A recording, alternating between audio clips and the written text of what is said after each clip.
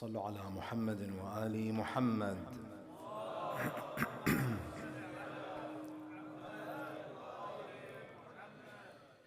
أعوذ بالله من الشيطان اللعين الرجيم. بسم الله الرحمن الرحيم. الحمد لله رب العالمين، ثم الصلاة والسلام على خاتم الأنبياء والمرسلين سيدنا ونبينا محمد وعلى أهل بيته الطيبين الطاهرين.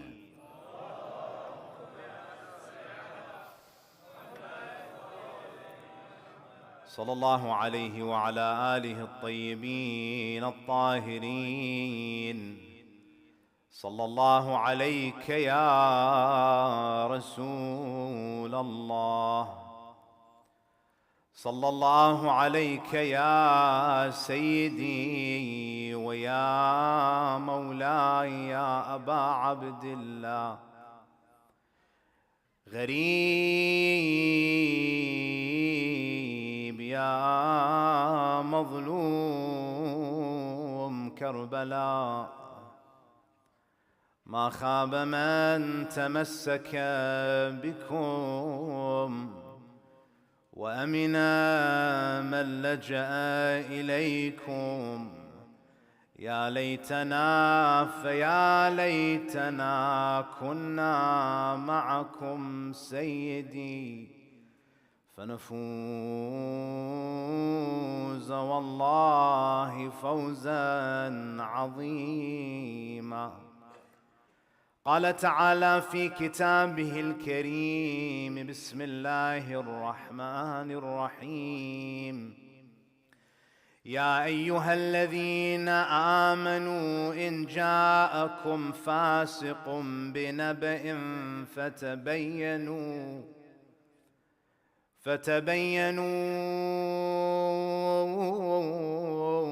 أن تصيبوا قوما بجهالة فتصبحوا على ما فعلتم نادمين. صدق الله العلي العظيم. صلوا على محمد وآل محمد.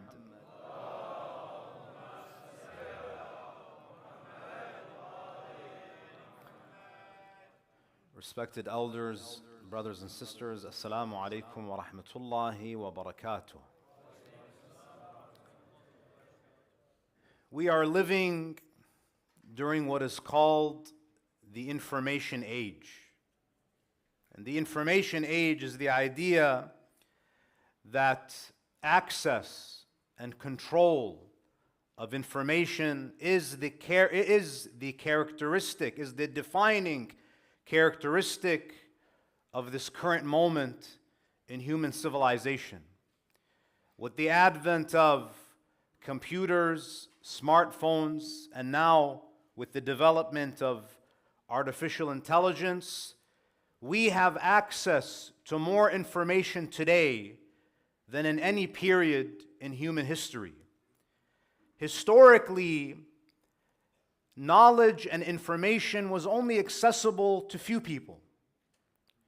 You needed to be literate, you needed to be wealthy in many cases, you needed to belong to the upper class. But technology ushered a period known as the democratization of knowledge. Knowledge and information is available for everybody. But just like with every tool that is developed by human beings, technology on one hand has given us access to infinite information. However, technology also contributes to the spread of misinformation and disinformation, and we'll speak about this distinction.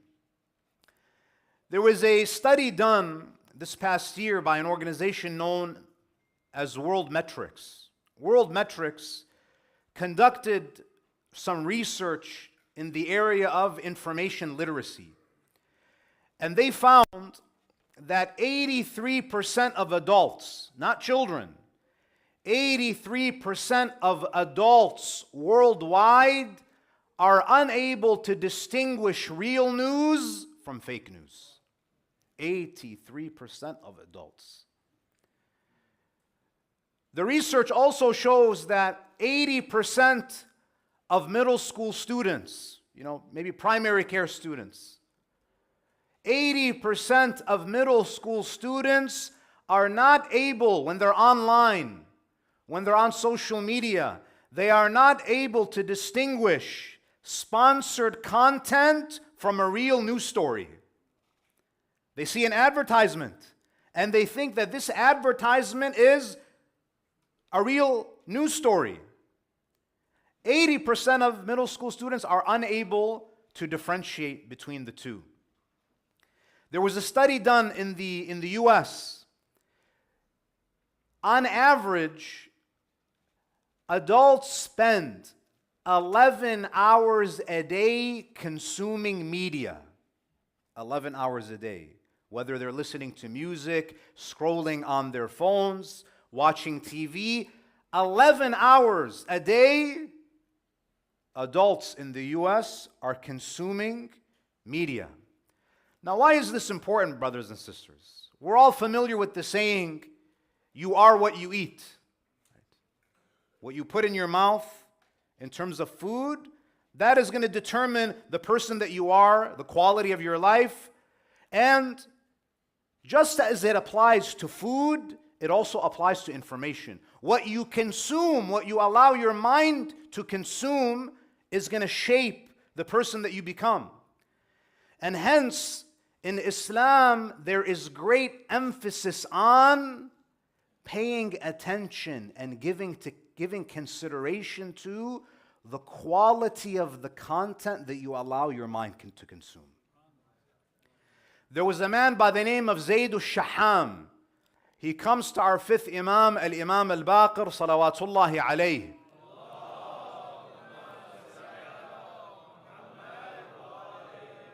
He comes to the Imam, he says, Yabna Rasulillah, I want you to explain an ayah of the Quran that I have come across, and I want to understand it. Where Allah subhanahu wa ta'ala says, فَلْيَنْظُرِ الْإِنسَانُ إِلَىٰ طَعَامِهِ. There's an ayah in the Quran, it's found in Juz' Amma, where Allah subhanahu wa ta'ala says, let the human being consider his food. Let him look at his food. So I asked the Imam, he says, Ma ta'amu. Now I know the Quran has an apparent meaning, but is there more to this verse that I should pay attention to? What is the meaning of food? Here, in this narration, Imam al-Baqir alayhi salam, he goes a little bit deeper. Sallu ala Muhammad wa ala Muhammad.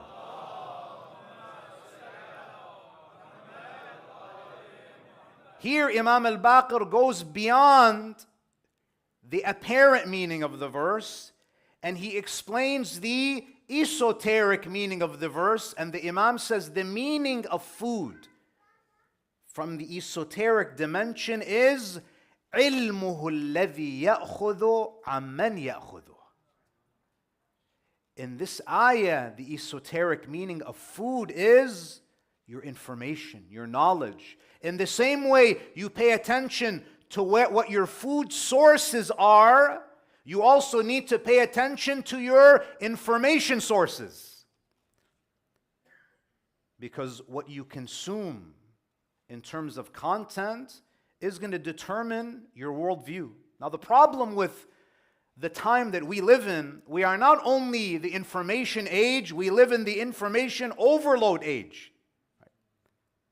We're overloaded with information. So there's too much information, and there is not enough time to process this information. And oftentimes, the information that we are exposed to is low quality information. It's poor content. Now, with that said, my dear brothers and sisters, another thing that we have to reflect upon, another phenomenon that we see in the world today is that, so we live in the information age. We live in the information overload age. We also live in what is called by some sociologists as the post-truth era. The post-truth era. Now, what is the post-truth era? We live, and this has become very evident, especially since the 2016 US presidential elections. What is it? What do we mean by the post-truth era? It means that we are living in a time where objective facts are less influential in shaping public opinion than feelings and personal beliefs. We live in a world today where objective truth doesn't really matter that much, and that's why you see the language changing in modern liberal societies. I'm sure many of you have heard the expression, well, this is my truth. I am living my truth. According to Islam, there is no my truth and your truth. There is the truth. There is an objective truth. Truth matters. There are objective facts. So we live in a very dangerous world where the subjective is elevated above the objective. And this is why we as Muslims, we need to develop what is called information literacy. What is information literacy? Information literacy is the ability to find, evaluate, organize information in a way that helps you in decision making, problem solving, and knowledge acquisition. The problem is, many of us will go through school, will go through university, will get PhDs, and we will still not develop these basic tools that allow us to distinguish good information from bad information. Now, before we continue with this discussion, we have to make a distinction between knowledge and information. You know, sometimes these terms are used interchangeably. However, I think that there's a distinction that has to be made. There is a difference between knowledge and information. You know, we live in an information overload age. We don't live in a knowledge overload age, and I'll explain the meaning of that. There was an American author and public speaker by the name of John Nesbitt. He is a researcher that specializes in future studies. He likes to look at what the world is going to look like in the future, considering how quickly technology is developing. So he says, and I think this is a very accurate description of the times that we live in. He says we are drowning in information, but we're starved for knowledge. And this is very true. We are drowning in information, but we are starved for knowledge. Now the question is, what is the difference between knowledge and information? You see, in the Islamic tradition, ilm is a virtue. Knowledge is a virtue. Because knowledge is understanding reality as it is. When you have knowledge of something, your belief, your idea corresponds with objective reality. This is ilm. If it doesn't correspond with reality, what do we call it? We call it jahl. We call it ignorance. Now, what is information? Information, we can think of information as data. Now, data can be true, but unlike knowledge, data is subject to misinterpretation and disinformation. It can be forged. It can be distorted. Now, when it comes to false information, there are two terms that we need to be familiar with. We have misinformation and we have disinformation. What's the difference between misinformation and disinformation? Misinformation is false information, misleading information. It's a misleading report. It's a false report. Whereas disinformation is deliberately falsified information. With disinformation, there is a nefarious intention to manipulate. I'll give you a modern day example. Last October, President Biden stood up in front of the entire world and said, "I saw decapitated Israeli babies. This is an example of disinformation. That statement was made with no evidence, and he basically perpetuated and propagated Israeli propaganda. It was designed and manufactured to give legitimacy to an aggressive Israeli military campaign in Gaza. That's an example of disinformation, where you are deliberately distorting facts. Now, when we speak about misinformation or disinformation, the problem with false information is that it spreads very, very quickly. Right? You know, there's a famous saying that's attributed to Winston Churchill. He says that a lie gets halfway around the world before the truth gets the chance to put its pants on. Right? Misinformation, disinformation, it travels very, very quickly.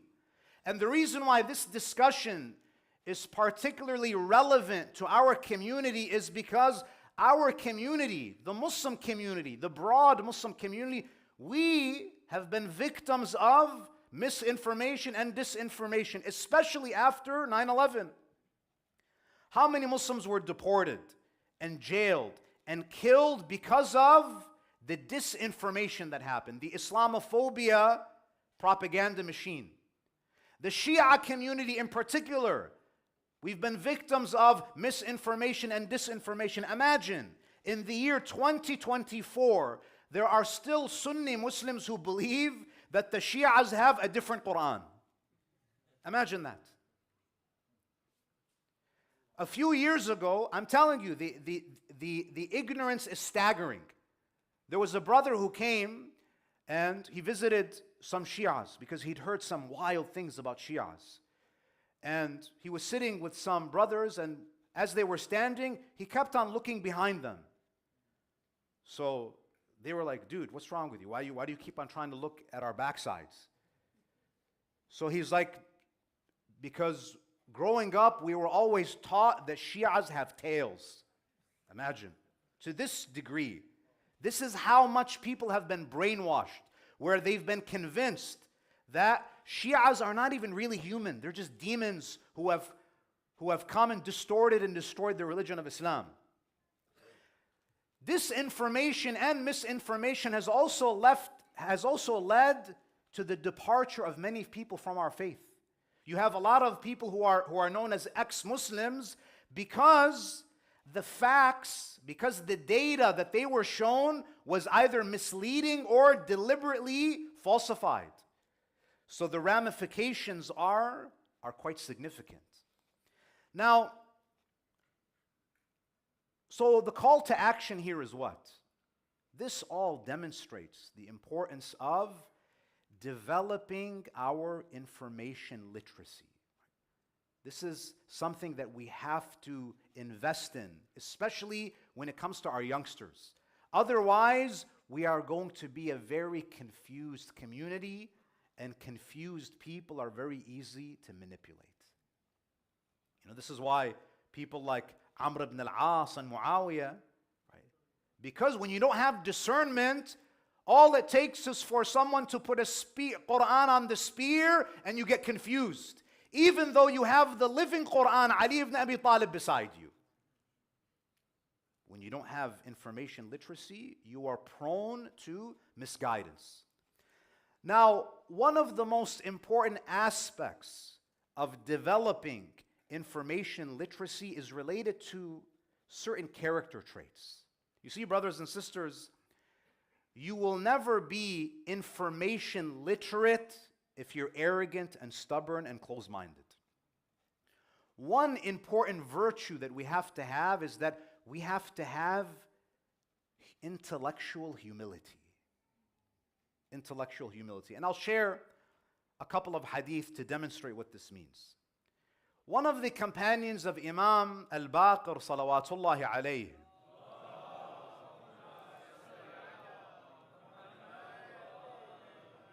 عن زرارة ibn A'yan, one of the distinguished students of the 5th and the 6th Imam, he says, سألت أبا جعفر. I asked Imam al-Baqir, the kunya of the 5th Imam is Aba Ja'far. He says, I asked the Imam, ما حق الله على العباد? What is God's right over His servants? Imam al-Baqir alayhi salam, listen to what he says. And this needs to be internalized very deeply by each and every one of us. What is the haqq of Allah over us? Do you know what it is? Imam al-Baqir says, أن يقولوا ما يعلمون ويقفوا عندما لا يعلمون.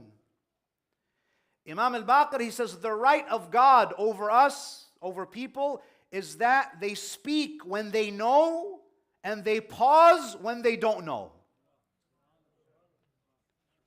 Imagine mu'mineen had this mindset. The problem with many of us today is that we feel that we are entitled to have an opinion about everything. How beautiful would it be if we develop the habit of, someone asks me something, I'm sorry, I don't have enough information to have an opinion on this subject. Whether we're speaking about individuals, subjects, ideas, this is haqqullah. If you know, you can share, depending on the circumstances. But in many cases, we are giving opinions and we are saying things that are not based on knowledge. It's not based on reason. It's not based on scripture. Well, in my opinion. Well, no one cares about your opinion, with all due respect. Do you have evidence? What's your dalil? So, in addition to this, in addition to having the humility to know that I'm not going to just jump to conclusions just because I read something. I need to pause and ensure that I'm truly understanding what I'm reading. If I am ignorant or if I am unsure, taqwa dictates that I stop and I pause. Because Allah is not going to punish you for being silent about things that you're ignorant about, but He will hold you accountable when you speak about things that you don't know about. That's why sometimes silence is a virtue.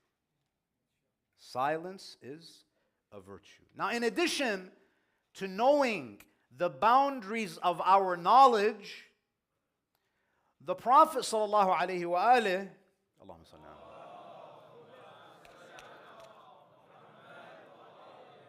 he highlights that a mu'min needs to be selective about the information that you seek. Yes, there's endless information out there, but not all of the information that's out there deserves your time and energy. There is beneficial knowledge and there is useless, trivial knowledge. A mu'min has to prioritize. Yes, there might be a lot of interesting things out there, but your life is very limited. Your life is very limited. Why are you spending so much time reading and, delving into things that are not going to benefit your dunya or your akhirah?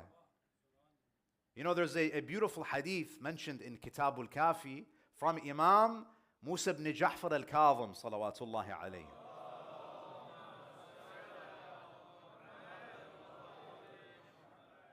The Imam, he says, he shares an incident that took place during the time of the Prophet. He says, دخل رسول الله المسجد فإذا جماعة قد أطافوا برجل. The Imam says, one day the Prophet entered the masjid and he saw that there was a big crowd of people around an individual. Like some sort of celebrity had come into town. Everyone is surrounding this guy. So the Prophet, he said, "Ma hadha?" He says, "What's going on?" فَقِيلَ عَلَّامَ. They told the Prophet that, "Ya Rasulullah, this guy is a genius. He has so much knowledge. He's an allama." So the Prophet ﷺ, he says, "What's your definition of a allama?" As a very, very learned person. So they said to the Prophet, this guy, he's أعلم الناس بأنساب العرب. This guy, he knows all of the different Arab tribes. ووقائعها, and he knows about all of the battles that used to happen in the pre-Islamic era. And he's very familiar with pre-Islamic poetry, the poetry during the time of Jahiliyyah. He's amazing. He's an ocean of knowledge. Do you know what the Prophet says? He says, ذَاكَ عِلْمٌ لَا يَضُرُّ مَنْ جَهِلَ وَلَا يَنْفَعُ مَنْ عَلِمَ. The Prophet says that type of knowledge is knowledge that does not harm the one who is ignorant of it, and it does not benefit the one who knows it. So if we are going to devote our time, there's so much out there, but we need to be selective. You know, sometimes we're sharing information. It's just a complete waste of time. It's not important. Life is too short to pursue nonsensical information. Not everything needs our attention. Not every data point needs us to delve into it and to share it. So this is another thing that we have to take into consideration. We have to develop this intellectual humility, number one. We have to differentiate between useful knowledge and trivial knowledge. Most of the time, the information that's shared, it's all gossip. He said, she said, look at this TikTok video. Did you see what Fulan is doing? It's complete. If it's not just not useful. In many cases, it's haram. And we'll get to that. Another important factor in information literacy is the credibility of sources. The credibility of sources. And there's an ayah in the Quran that speaks about an incident that took place during the life of Rasulullah sallallahu alaihi wa alihi.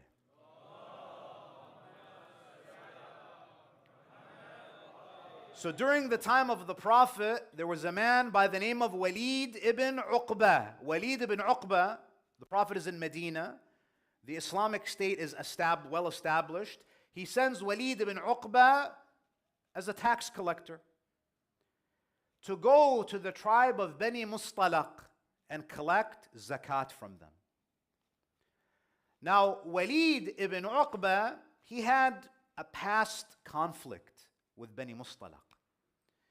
So as he's traveling to their village to collect taxes from them, they receive news that Rasulullah is sending a representative, a tax collector. So when they see his caravan approach, when they see his horse approach, they all come out of their homes with the intention of receiving him.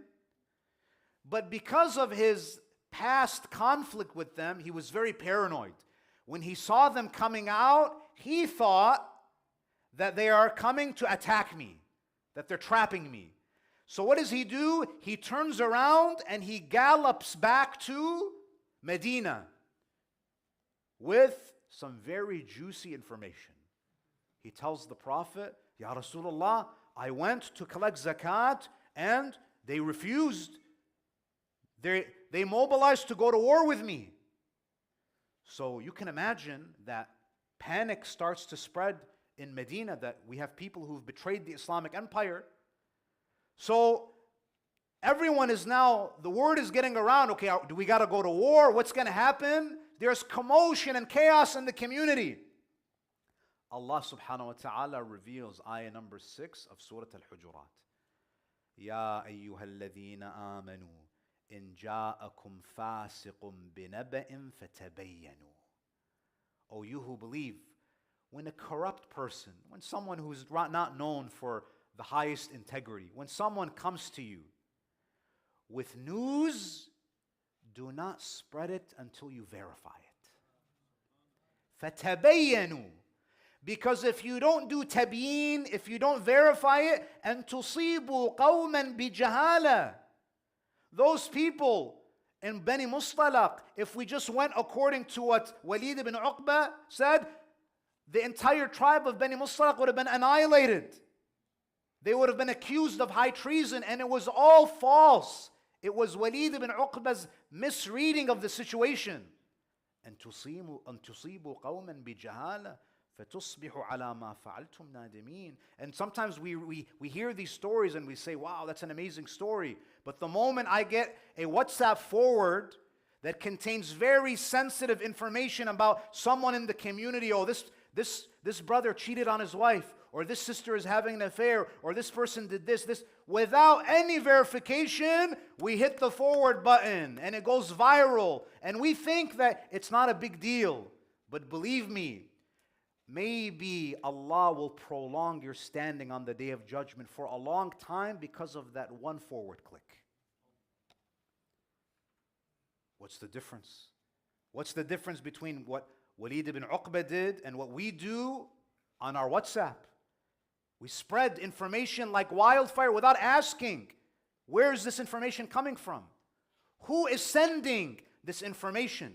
Do they have an ulterior motive? Are they trying to create fitna in the community? So we have to verify.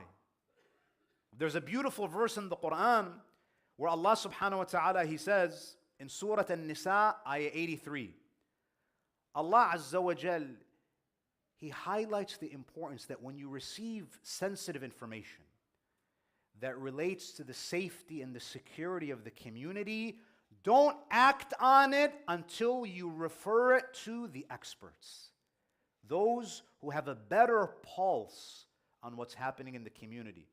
In ayah 83 of Surah An-Nisa, وَإِذَا جَاءَهُمْ أَمْرٌ مِّنَ الْأَمْنِ أَوِ الْخَوْفِ أَذَاعُوا بِهِ. There were some munafiqeen in Medina. The moment they receive any information about security or fear, if there's a whisper that maybe there's going to be an attack, they spread it and they engage in fear-mongering. They create panic in Medina. And in many cases, it's a false alarm. So what does Allah say? Allah says, وَلَوْ رَدُّوهُ إِلَى الرَّسُولِ وَأُولِي الْأَمْرِ مِنْهُمْ لَعَلِمَهُ الَّذِينَ يَسْتَنبِطُونَهُ مِنْهُمْ. If only they took this sensitive information and they took it back to those who know better. Take it to Rasulullah. Take it to Amir al-Mu'mineen Ali ibn Abi Talib. These are people who have the highest level of information literacy. They can distinguish. They will verify. They're not going to just act on a solitary report and we don't even know who the source is. This is a very important part of our faith. This is taqwa. Taqwa is not just to pray on time and I come to the majlis, but after the majlis, I'm exactly like Walid ibn Uqba. Forward this message, pass that. Islam is a holistic religion. It's not just about ritual worship. It's a mindset. We have to think like people who have a heightened awareness of Allah subhanahu wa ta'ala. We have to have that diligence and that caution. In fact, we have a narration from the Prophet sallallahu alaihi wasallam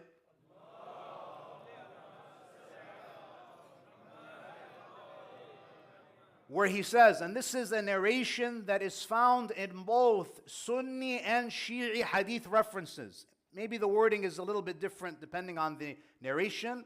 The Prophet says, كَفَى بِالْمَرْءِ مِنَ الْكَذِبِ أَن يُحَدِّثَ بِكُلِّ مَا سَمِعَ. The Prophet says, it is sufficient for you to be deemed a liar if you share everything that you hear. If you're sharing everything that you hear, not me, Rasulullah says, you are a liar. You deserve to be called a liar. Because there's no filter. There's no system that you have in your mind to verify and to authenticate. And by the way, during the time of the Prophet, there was a punishment for people who used to spread false information. It's not something that is just ignored. So for instance, if we look at the Quran in Surah Al-Ahzab, in Surah 33, Ayah 60, Allah subhanahu wa ta'ala says to the Prophet, لَإِن لَمْ يَنْتَهِ الْمُنَافِقُونَ وَالَّذِينَ فِي قُلُوبِهِمْ مَرَضٌ وَالْمُرْجِفُونَ فِي الْمَدِينَةِ. If the hypocrites don't stop spreading misinformation and disinformation in Medina, لَنُغْرِيَنَّكَ بِهِمْ. Ya Rasulullah, I will incite you against them. To do what? ثُمَّ لَا يُجَاوِرُونَكَ فِيهَا إِلَّا قَلِيلًا. If they keep it up, they must be exiled from Medina. Imagine. This is how serious it's taken. Because sometimes a false story is more damaging than an arrow. It's more damaging than a knife stab. The Quran highlights that those who spread information, if they persist, they are to be removed from the community. They are to be exiled. And especially, my dear brothers and sisters, when we're dealing with ambiguity, because sometimes we might be in a situation where the truth is not clear. When haqq is clear and batil is clear, then you have to take a stance. But oftentimes, it's not clear. It's he said, she said, we don't really know what's going on. Sometimes there are things that happen at a community level and it's not clear where haqq is. What does Amir al-Mu'mineen say?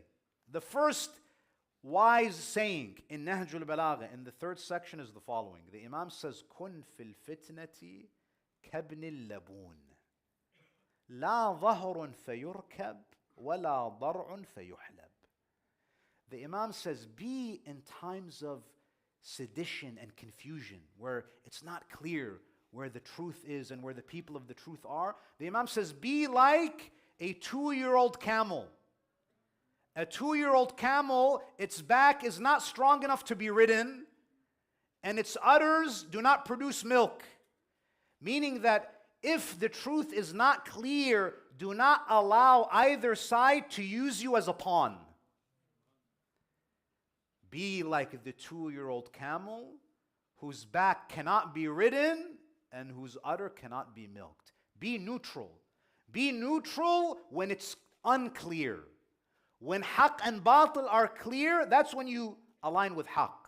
But up until then, how can you take a position when it's not clear? You have to pause. You have to wait until you have all of the facts. And my dear brothers and sisters, in addition to verifying where the information is coming from, we also have to learn how to refer to experts. Sometimes the information that we receive, there are people who are experts in that field. And the Quran teaches us the practice of referring to experts when we want clarification about issues. And it's important for us not to just know who the experts are, but contextual authority is also important. Just because someone is an expert in one field, it doesn't mean that their expertise crosses over to other disciplines. For example, every single Muharram we go through this.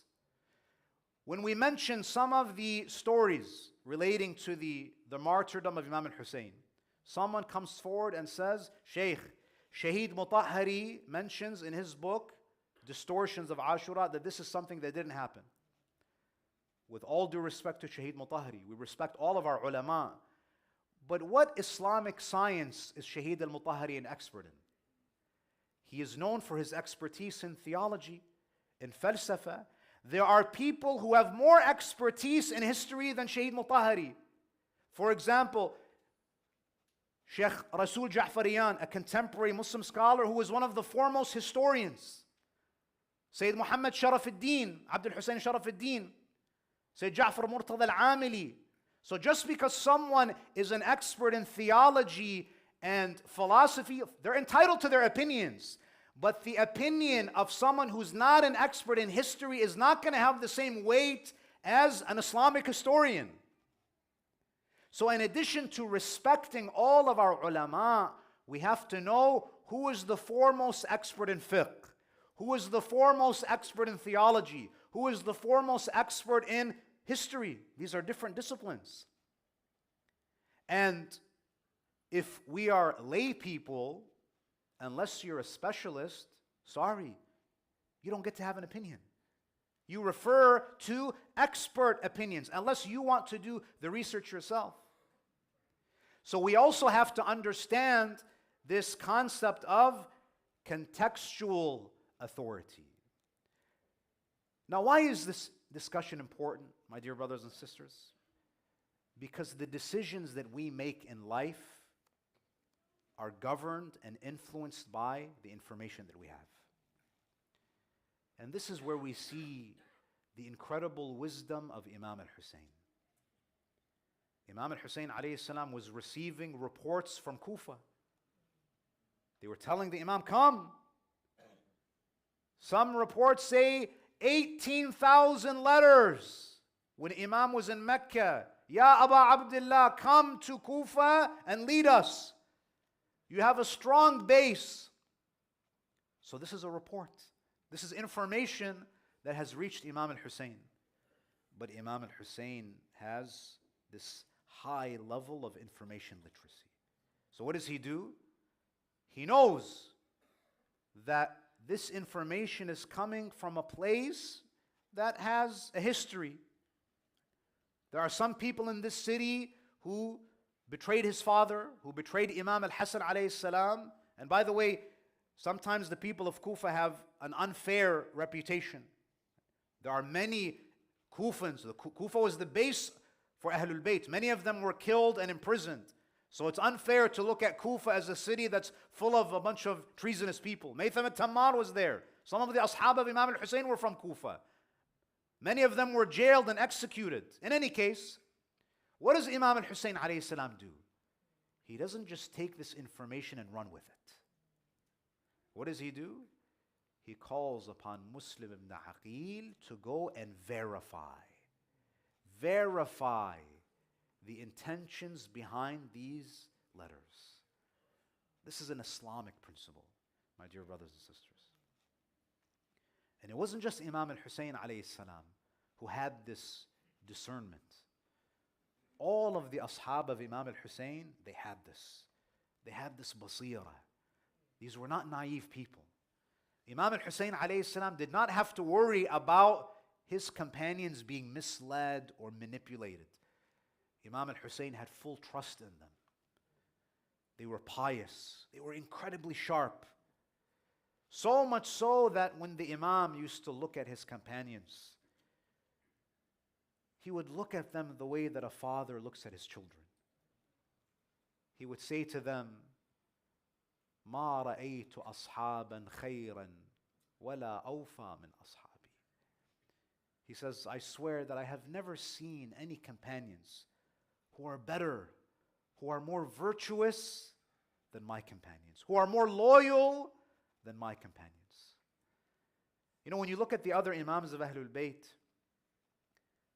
they would usually try to motivate people to join them.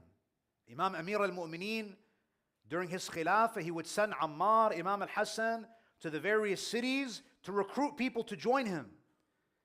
But with Imam al-Husayn alayhi salam, Imam is telling them to leave. He says to them that they only want me. I don't want you to be killed. I don't want your women and children to be taken as captives. So the Imam would look at his companions and he would say that, هَذَا اللَّيْلُ قَدْ غَشِيَكُمْ. It's nighttime. You can use the cover of the night and escape. The only person that Umar ibn Sa'ad and Yazid, the only person they want is me. If they get me, they don't care about you guys. They'll let you guys go.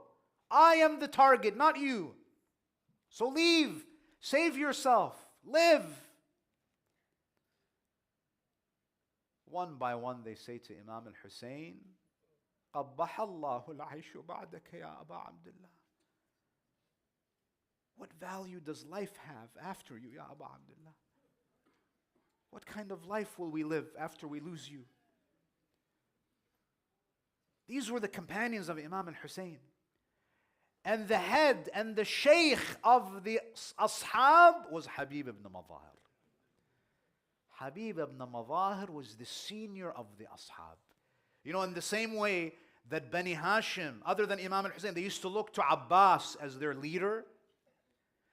The Ashab of Imam al-Husayn, they used to look at Habib as their leader. Imam al-Husayn loved Habib ibn Madahir. He trusted him so much that he put him in charge of the left flank of the army. Even though he was an old man, he was one of the flag bearers on the day of Ashura. He wasn't in his 20s. He wasn't in his 30s. He was a companion, according to some, he was a companion of Rasulullah. He was a companion of Amir al-Mu'mineen. He was a companion of Imam al-Hasan.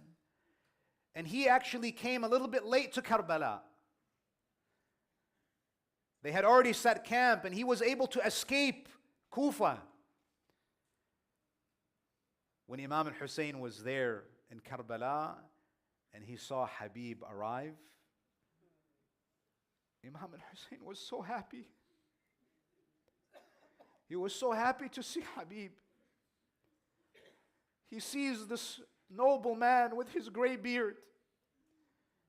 He looks at him. Imam al-Husayn probably remembered Rasulullah, the days with Amir al-Mu'mineen, the days with Imam al-Hasan. There was a true love, a true friendship. Imam al-Husayn, he hugs him when he arrives. Even though he's an old man, there is something about the presence of Habib that gave strength to everybody. It's not his military strength. The soul of Habib. The soul of Habib was like a light in the camp of Imam al-Husayn. Everyone felt strengthened by his presence. And you can only imagine that when he came, he was close, a very close companion of Amir al-Mu'mineen. He's probably thinking to himself that, oh, how things have changed. And he probably went to the tent of Zainab and said, "Salam to you, O the princess of Bani Hashim. How well guarded you were during the time of Amir al-Mu'mineen." On the day of Ashura, Imam al-Husayn alayhi salam, he puts Habib in charge of the left flank of the army, and Habib was not just one of the flag bearers. He was not just one of the commanders, he was one of the motivators on the day of Ashura. He was standing with Imam al-Husayn. Whenever the companions would fall, he would run with Imam al-Husayn. One of his closest friends. You know, we live in a time where it's very rare to find loyalty. Habib, one of his closest lifelong friends was Muslim ibn Awsaja. Muslim ibn Awsaja, he goes into the battlefield, and imagine your best friend. Your best friend, you see them in front of your eyes and they're getting chopped into pieces. Muslim ibn Awsaja, he falls and he says, "Assalamu alayka ya Aba Abdullah." Imam al-Husayn and Habib, they rush. They want to make sure that they get there before Muslim dies. Because Imam al-Husayn loved his ashab. He didn't want them to die before he got to them. He would rush to them, and Habib is cradling his close friend Muslim. And he's looking into his eyes. And Habib says, يَعُزُّ عَلَيْكَ يَعُزُّ عَلَيَّ مَصْرَعُكَ يَا Muslim. Oh Muslim, your death hurts me. Abshir bil Jannah, but very soon you will be in Jannah. Oh Muslim, he says, if I knew that I was going to live long, I would have asked you what you want me to do for your family. But very soon I'm going to join you. Muslim ibn Awsaja, he looks at Habib and he looks at Husayn and he points at Husayn. He says, "I have one wasiyah for you, O Habib." He points at Imam al-Husayn. He says, "أوصيك بهذا الغريب."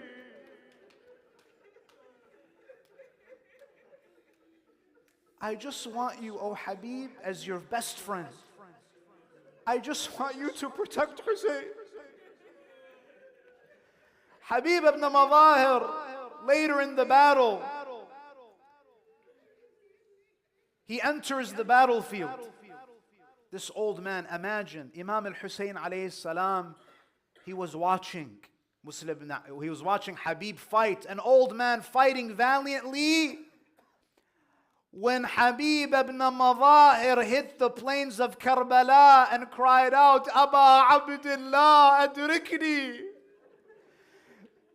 The historical accounts say that Imam al-Husayn's face suddenly changed into pain and grief.